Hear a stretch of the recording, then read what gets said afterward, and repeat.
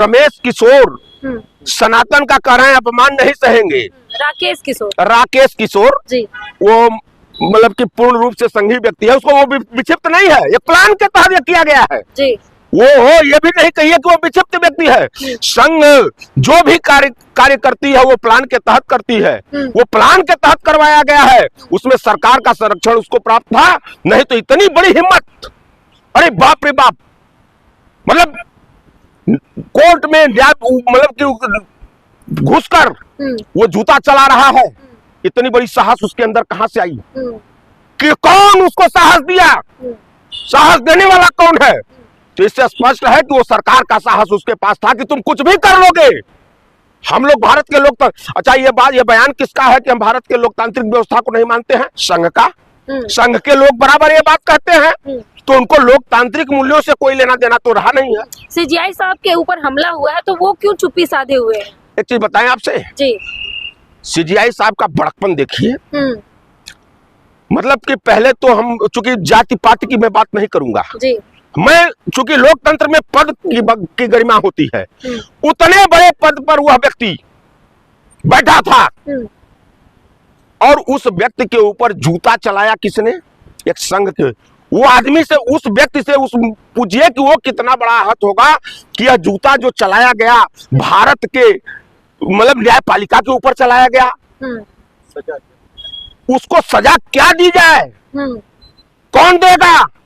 सरकार का। अच्छा एक चीज बताइए, तो कह रहे हैं हम खजुराहो मंदिर जाएंगे, अनशन पे बैठेंगे विष्णु भगवान के सामने। अच्छा एक चीज बताइए हाँ। कि एक सांसद इनके यहाँ है, मैं नाम लेकर बता, नरेश अग्रवाल है ना, सदन में उसने बोला था कि रम में कौन बसे, विष्णु बसे विस्की में। उस दिन सनातन का अपमान इस गधे के नजर में नहीं हुआ। रोज सनातन का अपमान भाजपा के लोग करते हैं। सनातन इनके बाप की बपौती है। अनिरुद्धाचार्य ने कहा था, शुरुआत वहीं से हुई, उन्होंने कहा कि सीजीआई को अपनी छाती फड़वानी हो तो इस तरह का बयान दें हमारे भगवान। अच्छा एक चीज बताइए कि आज सोशल मीडिया पर बहुत ऐसे संघी आप उठाकर देख लीजिए, अनिरुद्धाचार्य से लेकर जितने भी अनहराचार्य, अनिरुद्धाचार्य जितने भी है, ये भारत की व्यवस्था को चलाने का ठेका क्या मोदी जी और भाजपा और संघ ने इनको दे रखा है? इनके हिसाब से चलेगा कांग्रेस? यहाँ का लोकतंत्र यहाँ के लोकतांत्रिक मूल्यों के आधार पर चलेगा कि अनहराचार्य अनिरुद्धाचार्य के सिद्धांतों पर चलेगा? लेकिन खजुराहो के मंदिर में अनशन की वो बात कह रहे हैं राकेश किशोर, और आप कह रहे हैं कि सजा मिलनी चाहिए। सजा क्या होनी चाहिए? किसको? राकेश किशोर। अगर हमसे आप पूछ रही हैं हाँ। तो उनको सजा सीधे गोली मार देनी चाहिए। अच्छा। जिस अपराध को उन्होंने किया है, हाँ। भारतवर्ष के न्यायपालिका जहाँ पर 140 करोड़ लोगों को न्याय की उम्मीद, जहां से उसको वो मंदिर से बड़ा चीज है। इनकाउंटर होना चाहिए, उनको गोली मार देना चाहिए उसी सुप्रीम कोर्ट के सामने, गोली मार देना चाहिए।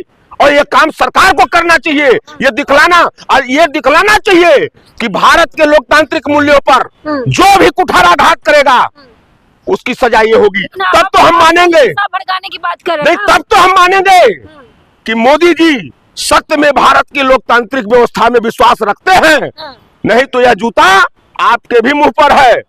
अगर आप चुप हैं तो पूरा देश ये समझ रहा है कि उस संघी को आपका समर्थन प्राप्त है। लेकिन आप तो हिंसा भड़काने की एकदम नहीं, कानूनी कानूनी प्रक्रिया मतलब एक वकील था ना, वो अपने आप को एक अधिवक्ता कहने वाला व्यक्ति है जी। उसने कानून की पढ़ाई किया है जी।